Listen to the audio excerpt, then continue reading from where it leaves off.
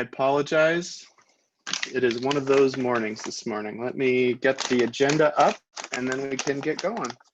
Got a bunch of really fun stuff today. We're gonna chat through what it takes to be a contributor for Linkerd. I'm super excited about that piece. And then we're gonna be chatting about what makes me even more excited, which is using Linkerd to learn about operating systems. I mean, who would have thought? Super awesome. All right, let's see here.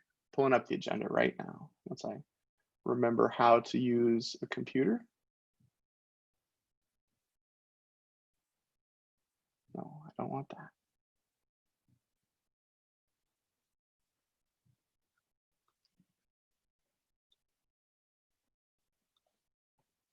Okay. So to get started, Oliver, why don't you tell us a little bit about what is coming in 2.9? And oh, I need to make it so that you can unmute. Just a second.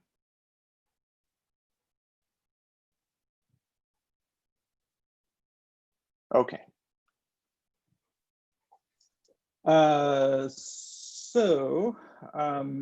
I've honestly, I've probably paged out most of what we're working on in 2.9. What I'm working on is changing how the proxy does service discovery.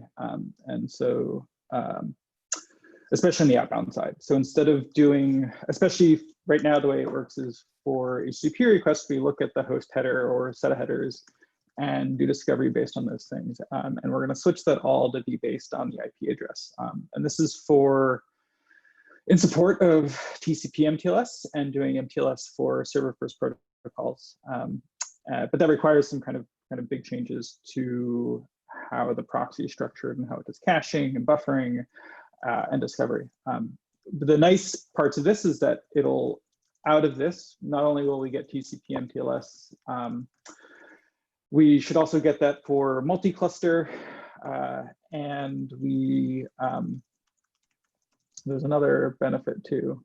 Oh, and this should also play well with other load balancers. And so for instance, if you're using Linkerd as a sidecar around Envoy on your ingress, and Envoy is doing sticky session load balancing, right now Linkerd will rebalance those things and break the session stickiness. By moving to IP-based, if your application or if your Envoy is chosen a pod, we'll honor that pod and we won't treat it as a service that gets load balanced. And so that's consuming a lot of my time.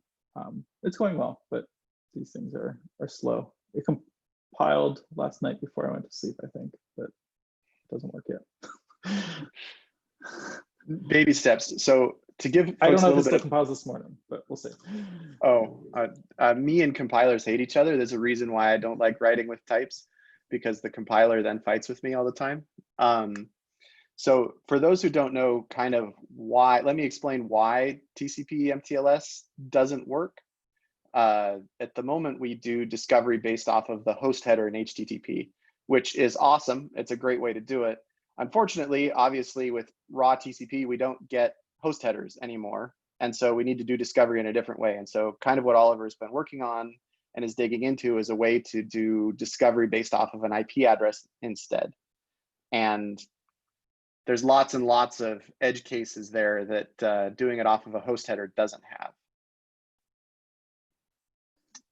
And so, right, and it also, and part of the advantage of what we're trying to pursue here is that we can actually, just by doing this one discovery, we can preload a lot of the information that we do through multiple discovery lookups today. And so this should, I think, ultimately really improve latency and reliability, but it is a kind of fundamental change to how routing works in the proxy. That's really cool. I didn't realize that you're going to be folding the service profile stuff all into one big lookup instead of having them separated, or? Yeah, that's right. And so we'll do a first lookup by IP, and based on that, we'll get back all the logical information we need to do routing. And that won't take the kind of discovery stream for the load balancer. But if we don't need a load balancer, we won't have to do another lookup. Where today, we do multiple lookups just so they fail, so that we can cache those failed results. But we'll be able to do a lot kind of smarter preloading and stuff. Very cool. So that's obviously kind of one of the biggest features that we're talking about in 2.9. Another one that we've been spending a bunch of work on is, for lack of a better term, a minimal control plane. Oliver, you want to kind of describe what the minimal control plane is all about? Yeah, so this is kind of started from people complaining about Prometheus, and they're like, oh, I already have a Prometheus, and your Prometheus is huge and unwieldy, and person storage doesn't work, and I want to do this and that. And our Prometheus is really there as just a kind of, bare minimum getting started use case. And so we started by making that kind of pluggable and flexible, so that you can either turn off Prometheus or you can point to another Prometheus, and we'll use that. And that got us thinking that actually a lot of these components that we install by default are really optional. So things like tap, things like the service profile validator, webhook, things like even the web UI. When I install in my K3D clusters, I actually don't want any of that stuff because I usually just trying to run tests. What I do need is identity, the destination service, and the proxy injector, and that's about it. And so we're marching towards being able to have a base install, which is just those 3 core components, maybe a CRD or 2, in the kind of core install that will go in the Linkerd namespace. And over time, I'd like to see a lot of the all of those other components move into other namespaces, much like we did multi-cluster. So multi-cluster is the second piece you install after you install Linkerd. You do Linkerd multi-cluster install. There's actually a bunch of work in 2.9 going into that as well. But we'd like to be able to do that, probably a Linkerd viz install, and have a bunch of the kind of telemetry and visibility pieces be incremental add-ons that you can add on after you install Linkerd, and even upgrade out of cycle with the core Linkerd control plane and proxy. Cool. Yeah, kind of one of the things we've heard from folks is that they really would like edge, super lightweight edge-based install. So imagine that you have a chicken-based eatery that has Kubernetes clusters on premise. All you really want is to have a lightweight Kubernetes and lightweight Linkerd install. No one's going to use Grafana or the dashboard there, and so you want to keep it light so that you can get your chicken out the door as fast as possible. And it kind of fits with our, summer code project that's starting ARM builds. We're kind of targeting these more lightweight install platforms, and we're seeing Kubernetes show up in lots of edge use cases we didn't expect. And there's no reason that Linkerd multi-cluster especially can't be useful in those installs. Yep. And I think that's great. Okay, so that covers minimal control plane. Let's talk a little bit about multi-cluster.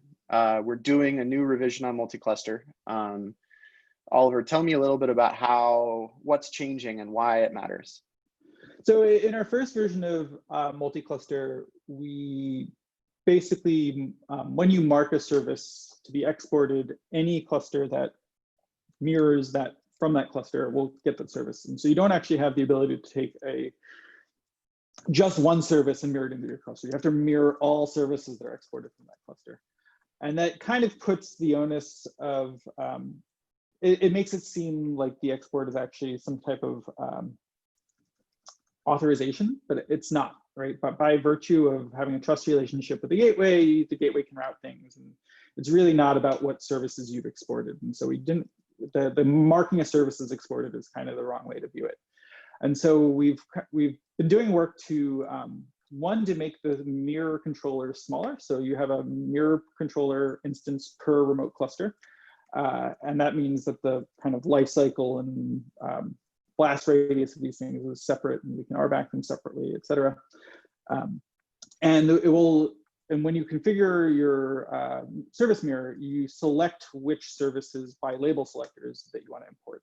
And so if I only want to import services for my one team, I can craft a service mirror that selects just a narrow set of labels, or all services in the cluster. I have a lot of power in doing selection there. So we want that to be a read time configuration rather than export time configuration from the target cluster. And Alex has been doing a bunch of nice V2 work in there. And then we'll fold some of the server first MTLS into that as well, which will just be keying off of other annotations that we need to mirror through the destination controller. I know that TCP support is a very, very common request on the multi-cluster side. I'm looking forward to having that land. Yeah, the server first and multi-cluster stuff makes this all much harder, but like I think we could have had a quicker time to getting TCP MTLS, but we'll end up in a much better longer term situation. And we're also trying to think through how things like service topologies can be reflected into the proxies directly so that we don't have to have it all be done on the control plane. So it's a nice opportunity to revisit a bunch of these things at once.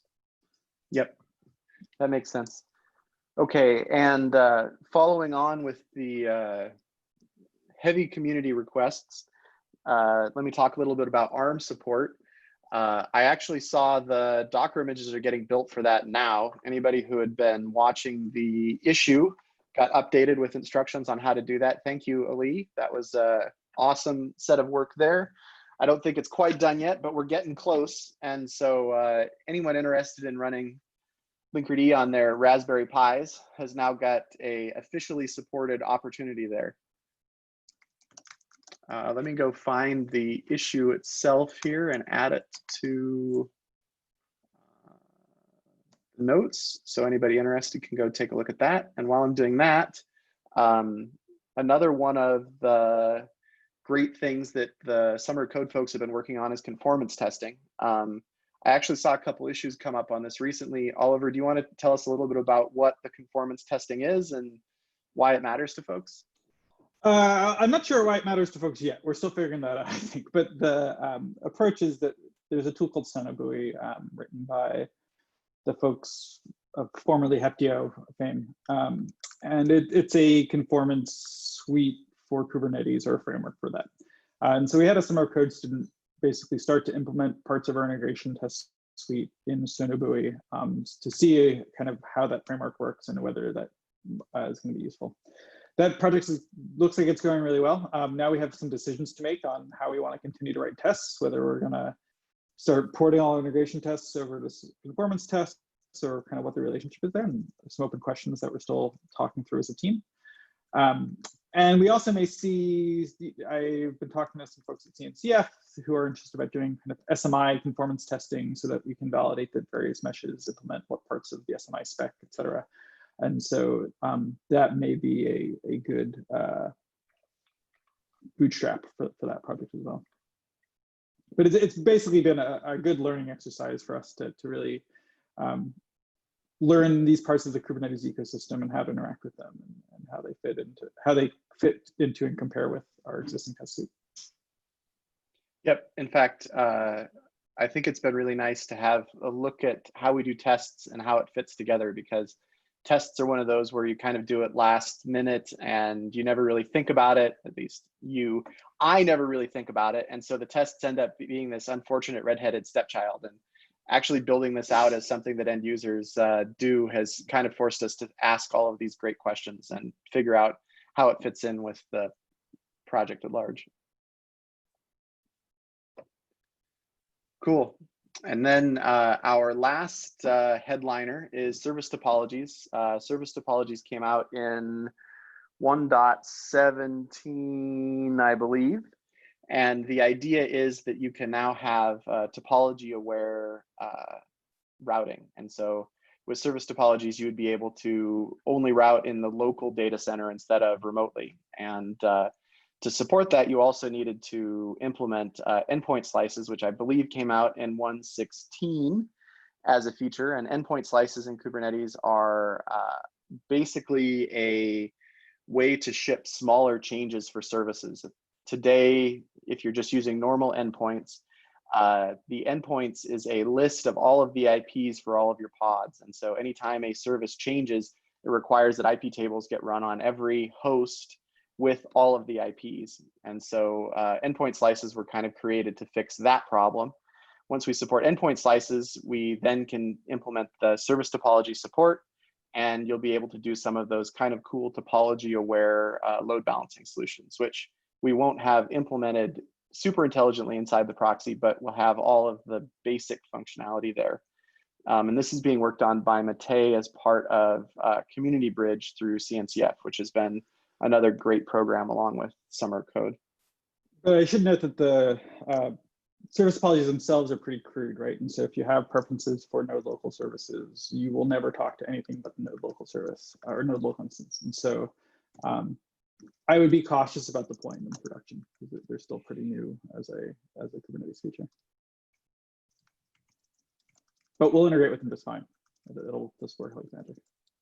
Yep. And it's kind of all part of us trying to leverage the Kubernetes primitives as much as possible, because we don't want to do something special. We want it to be a Kubernetes primitive style thing.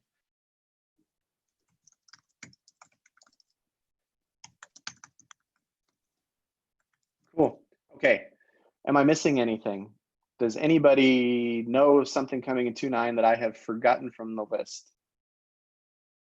I'm going to give everybody 60 seconds and then move on to the next, even more awesome section, which is how to get introduced to contributing with Linkerd. Okay, let me share my screen really quick and introduce everybody to good first issues. And we've got a special guest who's done a contribution and will tell us everything that was amazing about the contribution experience and nothing about how slow and awful it was. Once I find my browser here. Okay. So for those who don't know, we have a couple tags as part of GitHub.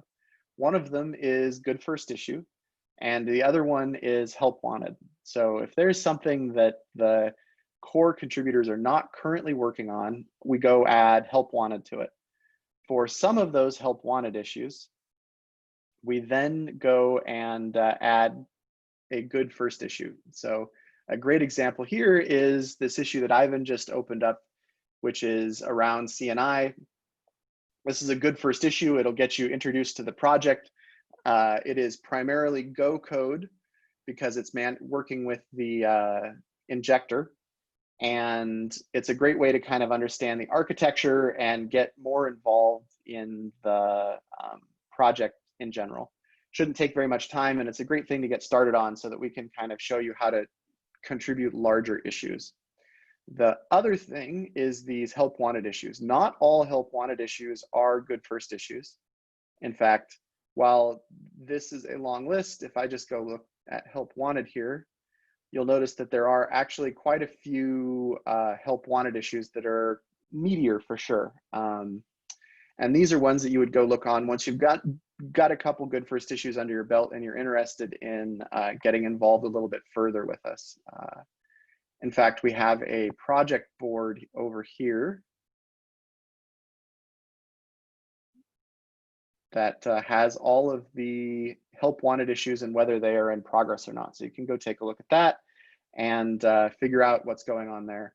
The other most important thing to bring out is if you're interested in contributing, please jump into the contributor channel in Slack.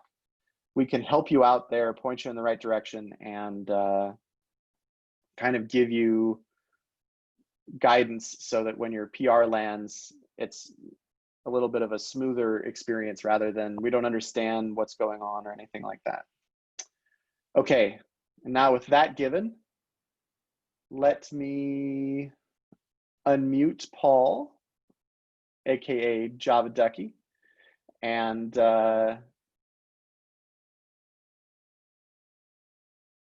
we will get started. I've got some interview questions. It's like, hey there, Paul. I don't think, I'm sure I have seen you video to video in the past, but I forgot it. It is fantastic for you to be here. Thank you. Thank you for agreeing to be a guinea pig and help other folks understand what it's like to contribute to Linkerd. Yeah, my pleasure. My pleasure.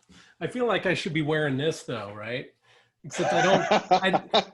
since I don't know, I'm a little too old. I don't think I'm hip enough to wear the snapback though. So Well, William is a little too old to be wearing it as well, and he does it on a regular basis. I'm personally convinced that the real end goal for the company is to pivot into being a tech luxury apparel company that's got a little bit of a rap side to it, but no one listens to me when I say that that's the way to make the real bucks. right. It's, you know, it's a little ridiculous. So I got my first Very question good. for you. Sure. Tell me a little bit about how you got into open source and how you found about how you discovered Linkerd. Well, so as my moniker kind of implies, I've been working in the Java world for about 20 years now, roughly, and kind of was getting boring. So I kind of started digging around into Go, started just getting involved with the local community out here in St. Louis. You know, started going to the CNCF meetups and then the Go language meetups and even Rust. I'm kind of interested in that, but I haven't started down that path yet. So Oliver, you might, I don't know, someday I might come around, but we'll see. But yeah, no, it's you know, so basically just trying to expand and, you know, continually learn and just kind of started getting into Go. And then, you know, I've always been kind of interested in service mesh as soon as I heard about it. And, you know, some of the things that I had read about Istio and the Envoy proxy and that, it just kind of like, you know, it's like people complaining it's too difficult, way too fidgety with all the configuration and that. So I just kind of was searching around, and I honestly don't remember exactly when I did, you know, stumbled on the Linkerd, but then yeah, I tried it out, I installed it, and you know, the great, you know, 5-minute install. It's like, hey, there I have the dashboard, pretty cool, you know. It's so yeah, so that really piqued my interest, and again, I hadn't been programming in Go. I was just kind of interested in it, so I started kind of doing that. I contributed to the Viper project, which you guys depend on, and you know, that was a bad experience in comparison to any of the Linkerd contributions that I've done. So, but yeah, so that got me started down the path, and then I took a vacation over Christmas time, and you know, that was it. I started looking through the issues. Don't get me started on Viper. Oh. Well, I was doing something for work, and then it's like, well, this README is an absolute lie. This is not what it's doing right now, you know? So I put a fix out there, and then it was sitting there in pull requests for about 2 months. And it's like, you know, hello, anybody? Yo. Yeah, we've had broken ZSH support or ZSH completion support in our CLI because Cobra or Viper has had a PR on fix for like a year and a half or something. Yeah. And there's a PR up and they just got to merge it. And yeah, it's unfortunate, but it's like, this is such a minuscule change that I know it's not going to affect anybody, but yeah, broad use. And so they're terrified of breaking anyone. I have a Viper++ that I use, which is basically I took Viper and then I patched the hell out of it myself. And that's what I actually use for most of my personal projects. Yeah. And it works great, but only because I've basically ripped out half of Viper and do my own thing now. Right. Yeah. Yeah. That said, it's a great library to use. I feel like we're bagging on it, but there's a reason why all of us are frustrated by it. It's because it's good software. Exactly. Come to find out, maintaining projects is extremely hard. Okay, I got the next question for you. What did you decide to work on, and why did you decide to jump in and help out with that? So yeah, so, you know, again, I was new to Go, and I still consider myself new to Go. But yeah, so I was just kind of looking through the issues, and obviously I found the help wanted and the good first issues. So I was going through that and, you know, digging through those and competing with, I see now he's on Tarun, and then later on Mayank, and those guys were gobbling them all up. So I just happened to find one that nobody had touched for a while. So I just kind of started playing around with that. I was just going to try to do it to learn Go a little bit on my own. I wasn't originally going to contribute it because somebody else kind of had their name on it. But yeah, so I had a working solution, and they hadn't made any movements. I'm like, I've got this if you're interested. So yeah, that kind of started it. So it just happened to be what was available and then marked as a good first issue. What was the issue? I should know, but I have forgotten. If I remember correctly, it was the port ranges. Oh yeah, And in one. that just mushroomed into something huge. And it was like, wow, I have 8,000 changes in this commit. It's like, sorry, But then I was paranoid too, in that I wanted to make sure I added lots of unit tests. And then, Alejandro, yeah, he was able to hook me up with some of that stuff too. He and Zahari. I was communicating with those guys pretty much when I was doing that development for that. So yeah, they kind of put me on the path to righteousness. So I think that describing Alejandro and Zahari as putting you on the path to righteousness is the correct solution, is the correct way to put it. They regularly remind me where the path of righteousness is. Oh yeah, no, they're definitely awesome guys. But yeah, but I did that, and then I think I touched the proxy in it as well, because yeah, when you mentioned about the TCP wrappers, it's like, oh yeah, I think I touched that too. That one is, I love that you picked that one in particular, because you said that you got into it for Go, and yet the main functionality in that is hacking up the shell script that runs the containers. I think that it, in particular with open source, but software in general, it's so easy to focus on the little piece of functionality that actually makes it work and forget all of the plumbing required to get from the user all the way down to the shell script. Yeah. And so while that is a shell script, there is an infinite amount of plumbing between the CLI that adds an annotation to the webhook to the, it's this long chain of wires that you need to go and make sure are all hooked up correctly. Yeah. All YAML. And it's all YAML. Yeah.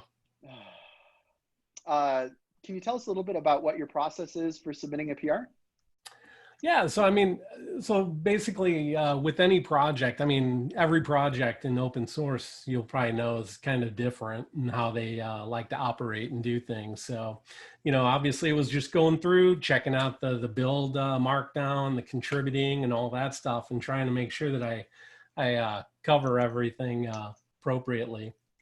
Because, again, everybody's a little bit different in how they like to do things and manage things and that.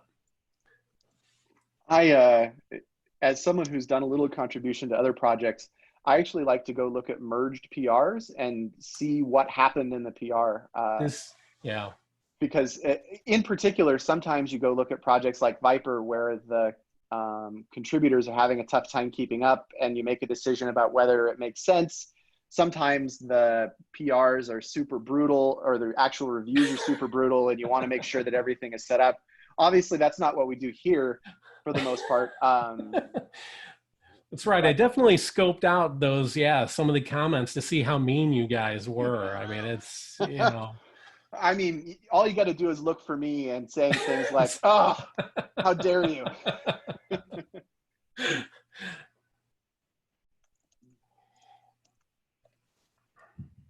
Yeah. Another good one there is it's nice to see how flaky people's CI is. I know we have had a issue with CI being pretty flaky lately, mostly because of the phase of the moon, in my opinion. But it makes me feel way better when I know that 2 or 3 other people's PRs failed CI, that I don't have to go spend 2 days figuring out why that one test that I swear I didn't change is broken for reasons that I don't understand. Yeah. I was running into that a little bit last night, actually. Cool. Tell me a little bit about your experience working with the Linkerd community. Obviously, it was amazing and you wouldn't trade it for the world, but maybe we should add more color to that. Yeah, no, absolutely. Actually, because like I said, I kind of just stumbled onto you guys originally, and I wanted to learn Go, and then I was interested already in the service mesh whole paradigm. And then, I'd run into you guys at KubeCon this 2019 in San Diego. But yeah, no, all my interactions with anybody in the Linkerd community has been great. I mean, it's like, I've reached out, like I said, to Alejandro and Zahari, and, both in the group chats as well as directly. And then, I've always gotten that feeling like, yeah, no problem, we'll, discuss whatever. And even yourself, I know we've had discussions before on Slack. So, I mean, yeah, no, everybody's kind of super friendly. I mean, nothing but good vibes. I mean, it's, it's really, really nice, actually. Because, and then I feel like there's no dumb questions, It's, all questions are dumb questions in Linkerd land. or no questions are dumb questions. It's as the person who spends a bunch of time writing docs, normally when someone asks a question, that just means that the docs were written poorly. And so it's a good opportunity to go rewrite the docs. Yeah. And my goal in life, if I'm entirely honest, is to be confused as Jerry Garcia from the Grateful Dead. And so it's good vibes all the way, the whole time. Cool. So the most important thing here is, obviously we want to improve. There are definitely issues to our contribution process. What do you think we could be doing better? Man, it's obviously with the I saw something about that new plugin or something for sending out tweets whenever the new I guess beginners, or I already forgot it. So that's my problem. Too old. The getting started issues, I think. Yeah. One of the OpenFast community members wrote an OpenFast cloud plugin that goes and reads issues off of GitHub that have a good first issue tag, and then tweets it out under, I think the Twitter handle is good first issue, just to kind of get folks, anybody who's taken a look at getting involved in some kind of open source, kind of like you were. In fact, all of my favorite people in the Linkerd community have been just like looking around for ways to get involved. Tarun got involved with the project that way. Mike got involved in the project that way. It's been my favorite part, to be entirely honest, is getting folks who are new and have these really crazy, awesome viewpoints on the world to come in instead of the insular Thomas show. Yeah, no, but it's good stuff. It's just, getting maybe more of those out there, and then, kind of like grooming the backlog so that those are easier to find. Sometimes if I look and then there's a lot of discussion, it's like, oh, somebody else is obviously on that, so I'm not going to even look at that. Yeah, I don't know. Yeah, my only thing was like, so like yesterday I started trying to get acclimated to the code base again, because it's been, more than a month and I forget horribly. But going through it, and I was like, oh man, I was looking at the test MD markdown, and then trying to go through, because I remember, because Alejandro used to catch me all the time. I do run my local tests, and then something on the integration would always fail, and it's like, and then so I remembered he gave me a hint, and I can't remember where that was. I was looking around for it to see if it sparked a memory, but it was something to really run the suite of tests a little bit better. But that I was wishing, where it's like, oh, that would be nice to have a little bit more detail on that. Basically getting your IDE set up. The integration test suite we've been doing, initially it was kind of very much built for CI and running against a cloud and all, assuming you have a cluster. And then I've run the integration suite pointed at production clusters, like blown away the Linkerd install and things like that. So we've actually prioritized doing a lot of cleanup there to make that a little bit more modular. And I think that'd be a great place for folks to get involved too. Just testing in Kubernetes is a big problem space that I think there's a lot of room for improvement. And that's one of the things where I thought too, if I, as I go through there and then refresh my memory in that, I can try to document some of that stuff too. But it would be kind of nice if, the setup for a developer to start, just start debugging would be as easy as the install for Linkerd itself. So. You are saying something that I personally happen to be particularly passionate about and will rant about endlessly. Yeah. I just saw that VS Code has some like dev container.json thing where you can like basically lay out all of your dependencies that you need for working on a project, and it will like bootstrap all of that stuff for your IDE. So I'm actually really curious what Microsoft does in this space, because they're on both sides of the equation. Yeah, I'm pretty excited about GitHub's code workspaces as well. And going back to the tests, I'd say that the folks who go and spend time on the infrastructure and tests are unsung heroes, but I'm going to continue to sing the praises of Alejandro, who has been improving the testing infrastructure on a regular basis. And it's been fantastic for the project. Back in December, Paul, when you were doing contributions, we had a interesting issue that external contributors wouldn't get their integration tests run for the full test suite. Yeah. And so we would continually be doing merges, and that would break, and it would be a whole huge thing. But Alejandro and Kevin have been doing fantastic work for the first half of this year to solve that exact problem so that none of us get surprises anymore. Yeah. Cool. And that was all moving to Kind, right? Where we're just using Kind in GitHub Actions now directly. Is that right, Tommy? I believe so. I'm hoping that Siggy's doing a talk on this at KubeCon EU, actually. So if this is interesting, I would attend his talk. Yeah, I think so. In particular, Siggy's kind of laying out all of the missteps that we made along the way and the way that we've gotten to the state that we're at, which is continually getting better and better. I can't tell you the number of assumptions I made about testing that were completely backwards and wrong 6 months ago, 12 months ago. It's been a long, interesting journey. Cool. Anything else, Paul? Or no, I mean, it's just that's pretty much it. I mean, I just wish I could contribute a bit more. I just need to take more vacations from my paying job. So yes, exactly right. Just take like a 6-month sabbatical and we'll go find a feature for you. Sounds good to me. Awesome. Thank you so much. Really appreciate the contributions and being part of the community. Oh, thanks. Yeah, hopefully I didn't introduce too many bugs. So no, you have not, I promise. They're all my fault. You just haven't found them yet. Cool. Thanks. Thank you.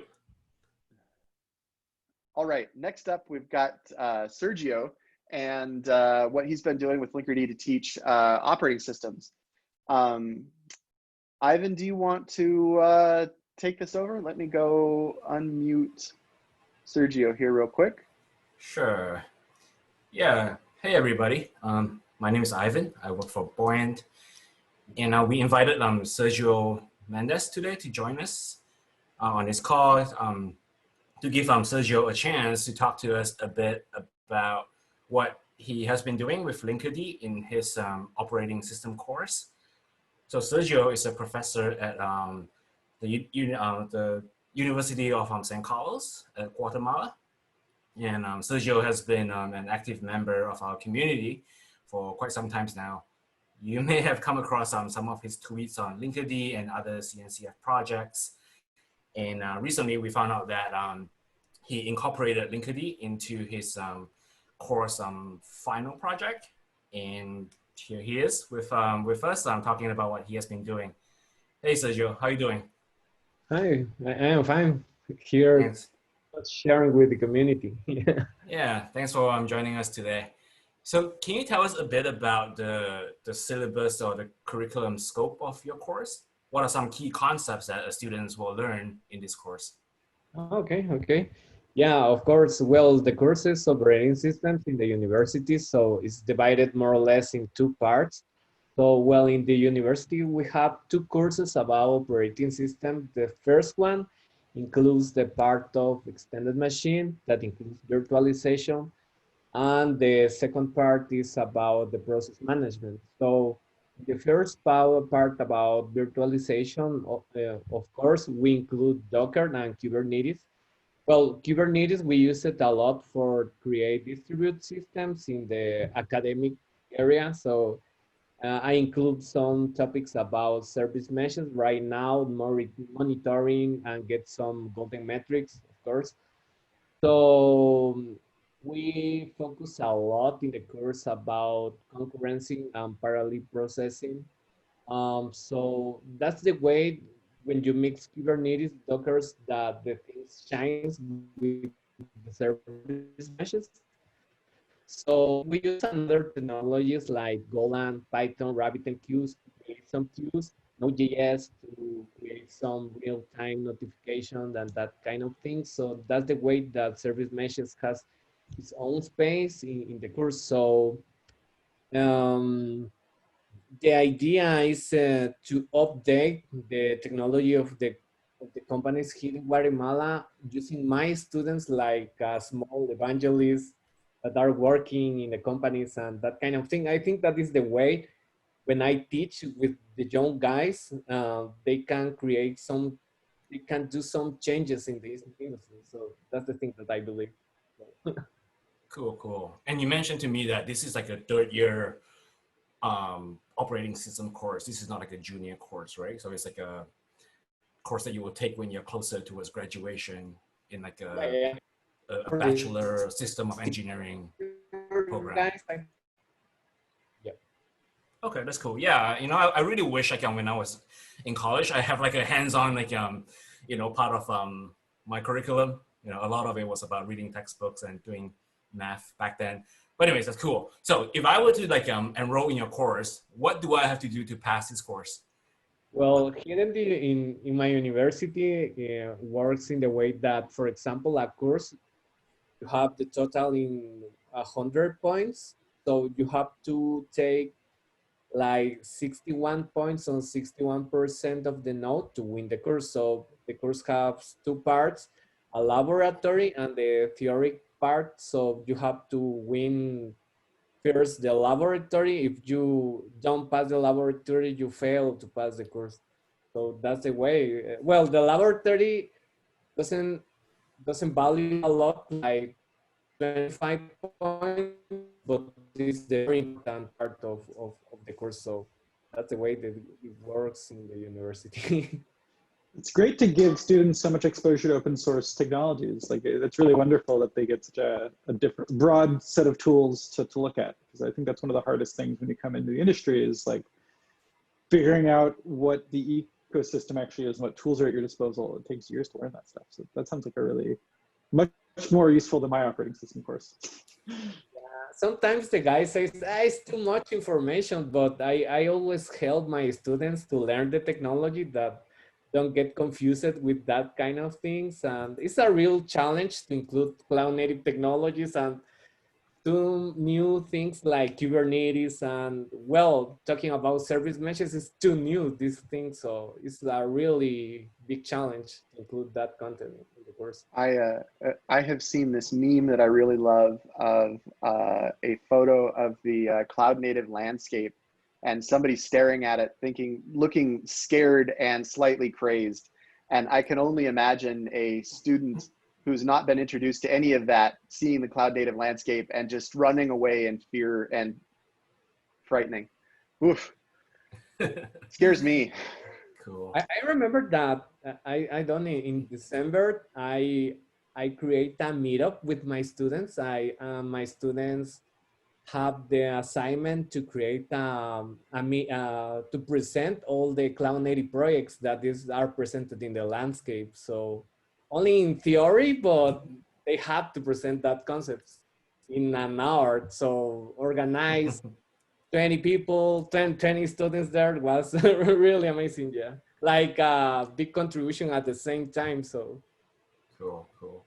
So this this past semester, which concluded like a couple of weeks ago, you included Linkerd as part of the course on final project. So what was the motivation behind like you know, including something like Linkerd in the project? when I include Linkerd, well, I always think about cloud native technologies. So the idea is to create, well, to create a space to research and development for the students. So the other idea is to create a way to have access to that kind of technologies because, well, all the documentation is in English and, well, here in Guatemala, we speak Spanish. So sometimes, well, my university is a public university, so some students don't have a lot of money. Well, sometimes they can learn another language. So it's my job to create content in Spanish. So, well, the future, the goal is to create a space that my students apply to the Google Summer of Code, maybe the next year. But I know that there are some requirements, for example, they have to know how to program using Golang, Python, maybe use Docker and Kubernetes, because if they know that technologies has more opportunities to apply to the Google Summer of Code. So that's the big challenge for the next year. Cool, Oh, cool. so you're trying to set your students up so they can participate in summer of code during the summers? Yeah. Oh, that is so awesome. I think that it's hard because it's my first time that I see my students in my course, and I have to create like a kind of mentorship and then say it, hey, you can apply to the Google Summer of Code. So I think that I can motivate my students in that way, like a kind of participation with North American companies and open source community and that kind of things. I think that can motivate them to participate on that. Yeah. As an adult who didn't get to take advantage of summer of code, as a student, I sure have loved the mentoring. I've got really fantastic friendships from it, and encouraging more and more folks to take advantage of that kind of a project is just fantastic. I appreciate it. Yeah. I say them, you can apply. I am not a student. You are a student, so you can apply. Yeah. So, yeah, as you and I talk about, Sergio, like when the time comes, like, just talk to us. We would love to partner with you and help set up your students for success via the Google Summer of Code. So yeah, like so as part of that final project, like I know you use like Linkerd to teach your students some core concepts around monitoring and observability. So, and you gathered some feedback from your students too, right? And what is their overall experience? Did they like Linkerd? Well, I think that they look at Linkerd at the first, like some confusing thing, a new thing that they don't understand. But when I explain it to them, they started to understand and they say, oh, that dashboard looks cool. So that kind of things. Yeah. So what, So, go ahead. so well, that's the kind of video that I gathered with them. So that's really nice. I think that service meshes, when you talk about that you are inject the containers, is a little bit confusing, like the sidecar pattern and that kind of things. But that's really awesome to apply Linkerd. Yeah, so were they able to use Linkerd to gather some golden metrics, and were they able to nail down performance bottlenecks in their application microservices setup, etc.? Yeah, in general, well, just to summarize the information, well, I have it in my course like 60 students.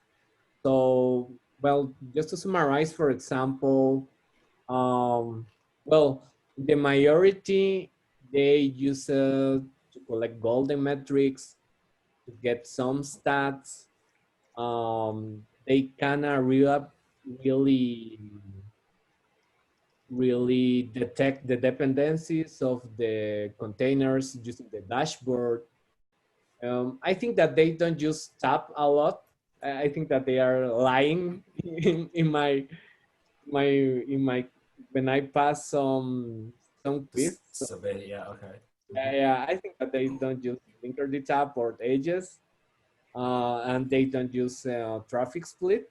So I collect some comments in general. I think that maybe could help to the community.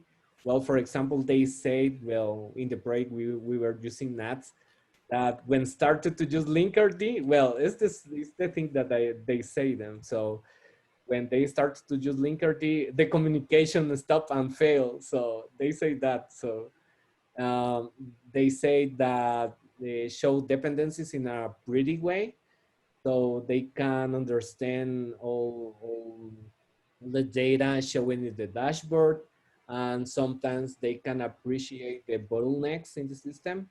It can detect bottlenecks. Some guys say that they can't.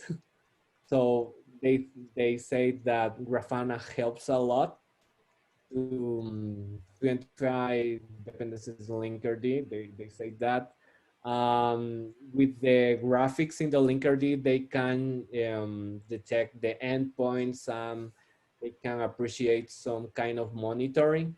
So that's the things that they said about Linkerd. Great. Yeah, so with the upcoming 2.9 work on MTLS TCP, the nets will no longer be a problem. You will work on Yeah. blocks.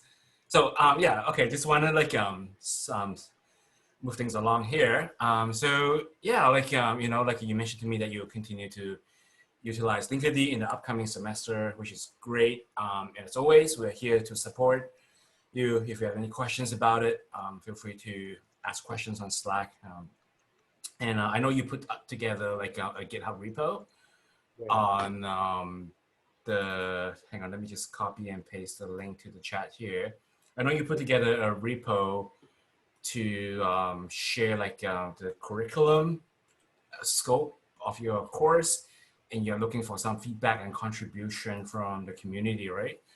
So for those of us who are interested in what Sergio is doing, take a look at that GitHub repo there. And specifically, Sergio is asking for feedback on how can I continue to teach and communicate core operating systems concepts using cloud native like projects and tools. If you have any questions there, feel free to open a PR or create an issues. And I know Sergio will be happy to communicate with you there.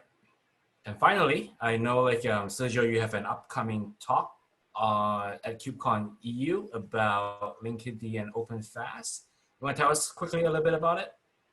Yeah, of course. Well, my talk is simpler. It's more or less like create a canary deployment for chatbots. So the example that I'm gonna show is based on Slack.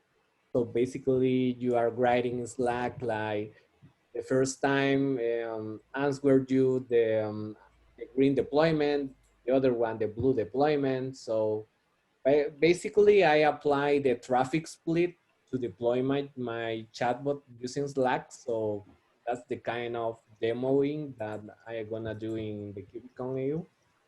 So Cool. that's more or less. Great. Yeah, I really appreciate all the hands-on content that you put together, whether it's your course or your upcoming talks and doing in meetups that you've mentioned in the past. So I pasted the link to Sergio's upcoming talk in the chat. It's on Thursday, August 20th, around 9 o'clock PST time. So if you're interested, feel free to join. Sorry, Sergio, you were saying? Thank you. Yeah, thank you so much, Sergio. Thank you for your time. I really appreciate you coming on to share with us.